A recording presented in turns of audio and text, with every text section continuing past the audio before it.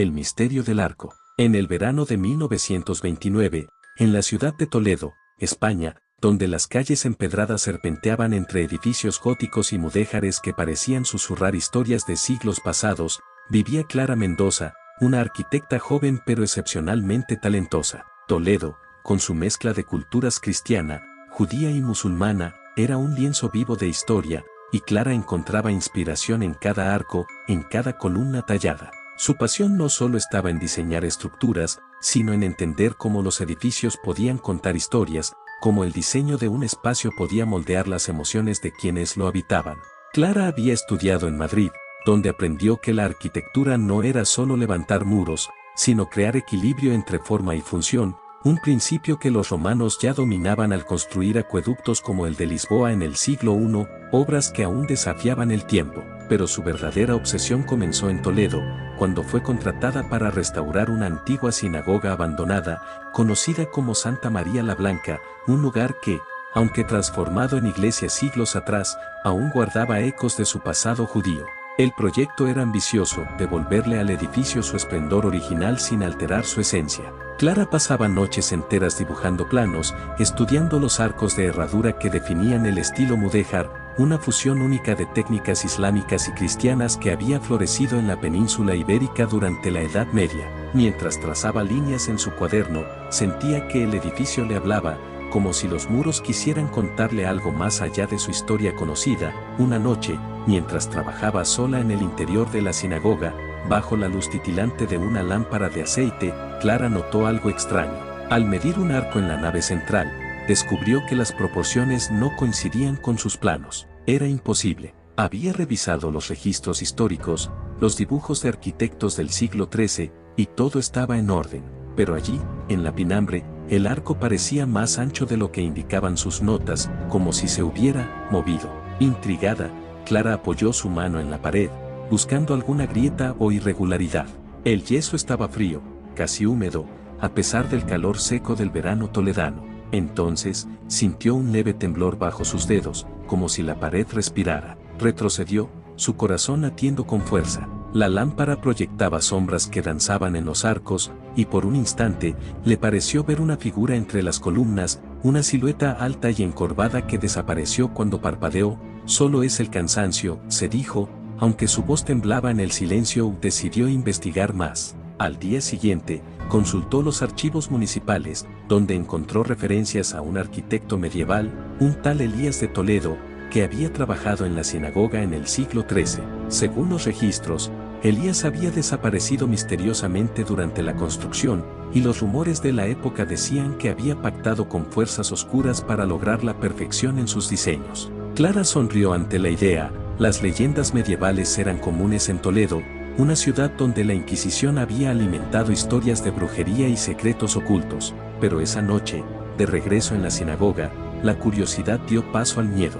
Mientras ajustaba un andamio para inspeccionar el arco, escuchó un susurro, como si alguien recitara números en una lengua antigua. Se giró, pero no había nadie. La lámpara seguía encendida, pero la luz parecía más débil, como si algo la absorbiera. Clara, tratando de mantener la calma, decidió medir el arco nuevamente. Esta vez, los números eran aún más extraños. El arco no solo era más ancho, sino que su curvatura había cambiado, como si se estuviera rediseñando solo.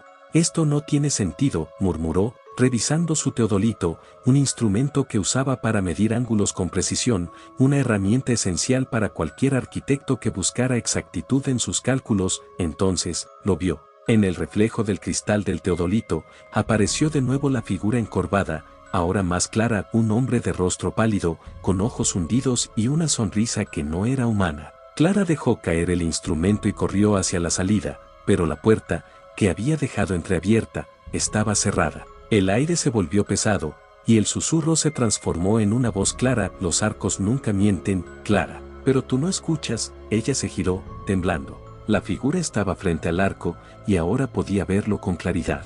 Llevaba ropajes antiguos, como los de un maestro constructor medieval, con un compás en la mano. ¿Quién eres?, preguntó Clara, su voz apenas un hilo. Soy el que diseñó este lugar. Y tú estás tocando lo que no debes. Clara recordó la historia de Elías. Según los archivos, había sido un genio, pero también un hombre obsesionado con la simetría perfecta, una obsesión que lo llevó a estudiar textos prohibidos de alquimia y geometría sagrada. Los rumores decían que había encontrado una forma de hablar con los edificios, de hacer que las piedras obedecieran sus deseos. No quiero hacerte daño, dijo Clara, retrocediendo. Solo quiero restaurar este lugar. La figura rió, un sonido seco que resonó en los arcos. Restaurar es destruir. Cada cambio que haces borra una verdad. Este arco, señaló la estructura que Clara había medido, guarda un secreto. ¿Quieres saberlo? Clara no respondió, pero su curiosidad, esa que la había llevado a estudiar cada detalle de la arquitectura mudéjar, la traicionó. Asintió. La figura extendió una mano huesuda y tocó el arco.